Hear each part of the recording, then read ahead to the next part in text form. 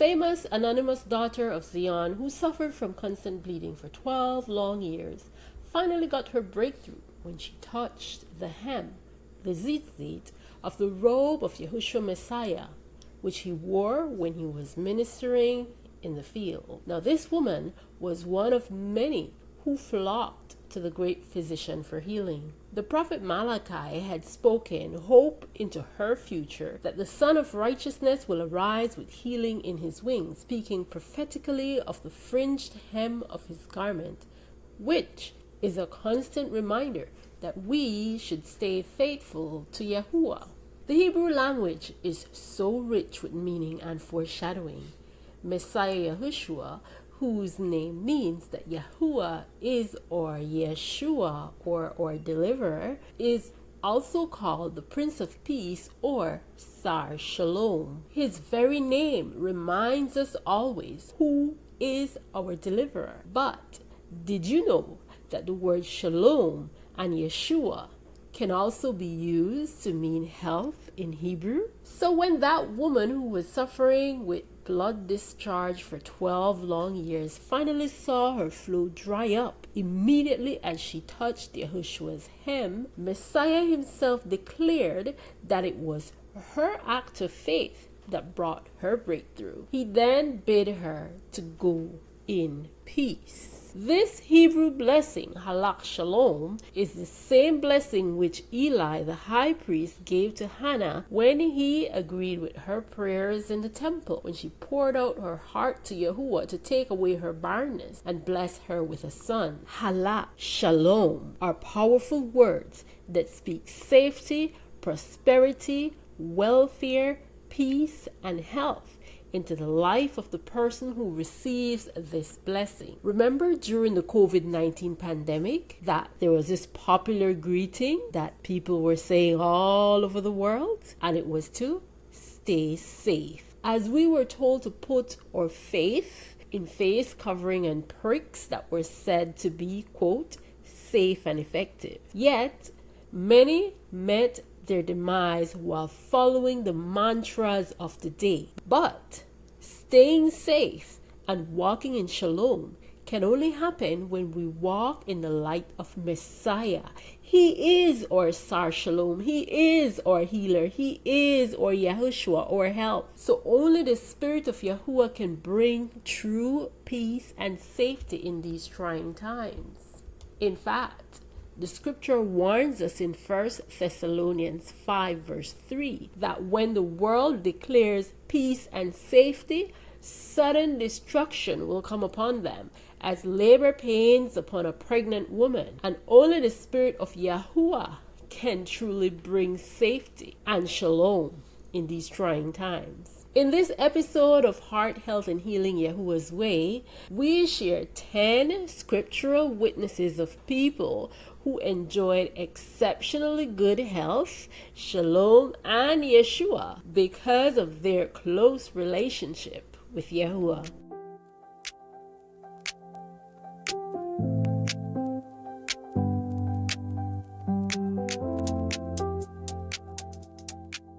Yaakov, the father of the 12 tribes of Yasharal. In the midst of famine, he was reported to be in good health and still alive, according to Genesis 43:28.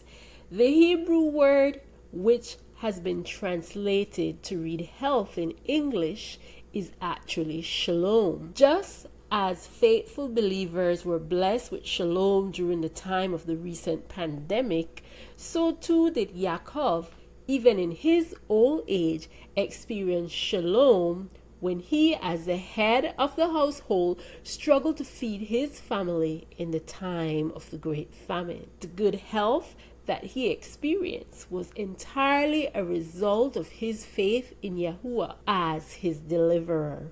Leah, the mother of 6 tribes. Although she was one of 4 women with whom Yaakov had children, she bore half of his children. Now, she was very fertile, although there were some pauses in between childbearing. But outwardly, Leah wasn't very attractive. She was said to have weak eyes, but her sister Rachel was very attractive. Leah was unloved, but she received mercy and favor from YAHUAH, and from her womb came Yehudah, which is Messiah's tribe. She enjoyed good maternal health and prospered in childbearing. On the other hand, her sister Rachel died immediately after giving birth to her second child. She struggled to get pregnant and sadly did not even live to raise her second child. Now Moshe was a prophet who led the exodus of millions of Yahuwah's people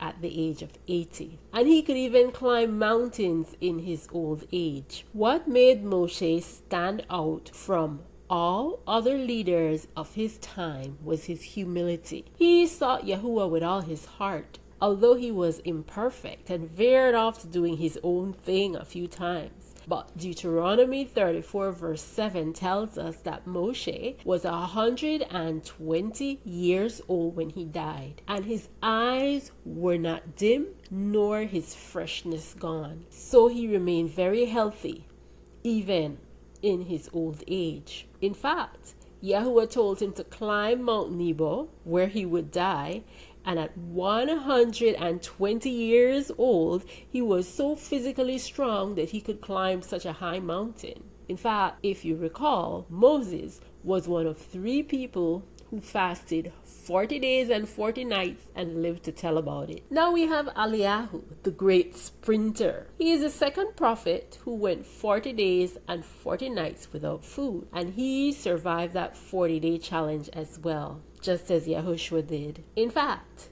he more than survived. He traveled all the way from Yasharal to the Mount Horeb, the mountain of YAHUAH, from where YAHUAH gave Moshe the 10 commandments. And in 1 Kings 18 verse 46, we see that the spirit of YAHUAH came upon Eliyahu, and he outran Ahab's chariot, making it to safety before the downpours that broke the 3.5 years of drought that Eliyahu himself called upon the land because of their sins against YAHUAH. Then we have the widow of Zarephath, and she was kept in YAHUAH's Shalum, also in a time of famine. Her life was spared when YAHUAH sent Eliyahu to bless her household. Here we see another woman whose strength was made perfect in weakness. Almost anyone who is certain that death will come knocking at their door very soon would likely be despondent and fall into depression. But not this woman. She knew what she needed to do to at least make it to the end of this day. She went out and she gathered sticks to prepare a meal for herself and her son. All they had left was one meal, and they were going to enjoy that last meal. How many people do you know who would face imminent death with such shalom? YAHUAH rewarded her steadfastness and sent her a deliverer, Yeshua, by the hand of Eliyahu the prophet. Now this woman demonstrated how much she walked in shalom by agreeing to use her last provisions to make food for the prophet. First, just a small cake, and that very small token of obedience and love blessed her household with food for many, many days while the famine still raged in the land.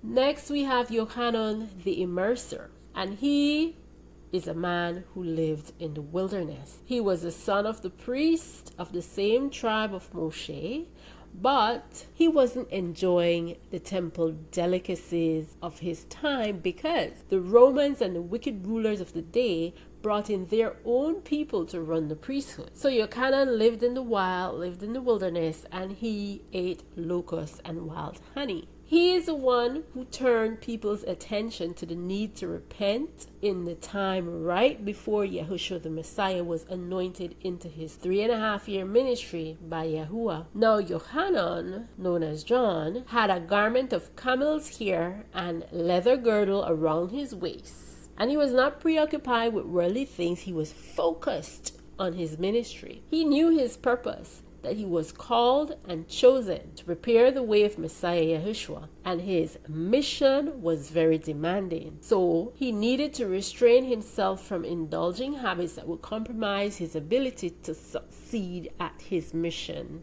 So next comes YAHUSHUAH the Messiah, who healed many of their diseases, yet he himself was stricken by sickness. After declaring the start of his ministry, Messiah said in Luke 4 verse 23, "No doubt you shall say this proverb to me, Physician, heal yourself." Yeshayahu chapter 25 verses 2 to 5 prophesied about him as the man of pains, knowing sickness, who has borne our sickness and carried our pains. But he was pierced for our transgressions, he was crushed for our crookedness. The chastisement for our shalom was upon him, and by his stripes we are healed. This is the power of Sar Shalom, Prince of Peace, YAHUSHUAH the Messiah, whose name and title reminds us that when he gives us his shalom, he is also giving us prosperity, safety, profound peace that the world cannot give. In John 14 verse 27, he says, "Peace I leave with you, my peace I give you. I do not give you as the world gives. Let not your heart be troubled, neither let it be afraid." Messiah's ministry is a healing ministry, not as the world gives, because he is able to restore not just our body to good health. He is able to restore even our soul. The centurion's servant was literally at the door of death when the centurion went to YAHUSHUAH to ask for his healing. He declared to Messiah, "Only say the word and my servant shall be healed." And because the centurion demonstrated such great faith, his servant was restored to good health. To the household of faith, YAHUAH promises in Jeremiah 33:6, "See, I am bringing to it health and healing, and I shall heal them and reveal to them the riches of peace and truth." Epaphroditus, who labored for Messiah with Shaul, recovered from a near-death illness. Philippians 2 verses 25 to 27 recount his ordeal. He was steadfast in the mission, Shaul's brother, a companion in labor, a soldier of Messiah who was full of heaviness because some people were worried about his almost terminal illness. Now Shaul witnessed that YAHUAH had mercy on Epaphroditus, as well as him who would have had so much sorrow if he had died. And in Jeremiah 30 verse 7, YAHUAH declares, "I will restore your health and heal your wounds." And finally, Naaman the Aramean, who, like the widow of Zarephath, was chosen from among many, having the same condition for healing and restoration. Messiah said in Luke 4 verse 27 that there were many lepers who were in Yasharal at the time of Elisha the prophet, but only one was cleansed, Naaman the Aramean. Messiah clearly demonstrates that only some will receive miraculous healing. And he does those healing miracles both to reward faith as well as to esteem the Father YAHUAH, who is the great physician, YAHUAH Raphah. YAHUAH says in Exodus 15:26, "If you diligently obey the voice of YAHUAH your Elohim, and do what is right in his eyes, and shall listen to his commands, and shall guard all his laws, I shall bring on you none of the diseases I brought on the Mitzrites and the Egyptians. For I am YAHUAH who heals you. I am YAHUAH Raphah." He is the same yesterday, today, and forever. YAHUAH still heals miraculously. If you are in need of a healing miracle today, remember that he has never lost his power. Seek him like the centurion did, like the woman with the flow of blood did. Seek him with all your heart and watch him do wonders in your life and the lives of those who you're praying for. YAHUAH Raphah is our eternal healer. Thank you for joining us for Heart, Health, and Healing, Yahuwah's Way. This podcast is brought to you by In His Name Messianic Ministries in collaboration with the Assembly of Yahuwah at Sand Hill. Find us on Facebook as well as on the web. Until next time, Shalom, be in good health, and stay blessed.